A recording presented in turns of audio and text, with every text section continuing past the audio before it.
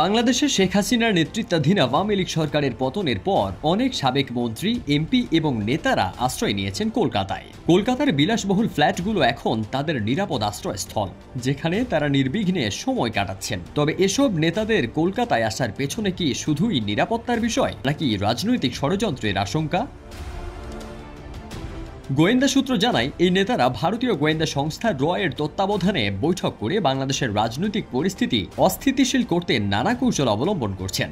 বিশেষ করে যুবলীগের সাবেক নেতারা এবং আওয়ামী লীগের গুরুত্বপূর্ণ ব্যক্তিরা কলকাতার নিউ টাউন, পার্ক সার্কাস, ভাঙর ও গুলশান কলোনির বিভিন্ন বিলাসবহুল আবাসনগুলোতে অবস্থান করছেন। সেখানে তারা নিয়মিত পার্ক, শপিং মল এবং সিনেমা হলে সময় কাটালেও মূলত রাজনৈতিক ষড়যন্ত্রে লিপ্ত রয়েছেন। এই নেতাদের কর্মকাণ্ড বাংলাদেশের নিরাপত্তা এবং রাজনৈতিক স্থিতিশীলতার জন্য মারাত্মক হুমকি সৃষ্টি করতে পারে। গোপন বৈঠকে এসব নেতারা নাশকতা ও অস্থিতিশীলতা সৃষ্টি করার পরিকল্পনা করছে, যা দেশের রাজনৈতিক পরিবেশকে আরও জটিল করে তুলতে পারে। বাংলাদেশের জনগণ এবং সরকার এই পরিস্থিতির দিকে সতর্ক দৃষ্টি রাখতে হবে, যাতে দেশের শান্তি ও নিরাপত্তা নিশ্চিত করা যায়। ফারদিন সানি, দেশ রূপান্তর।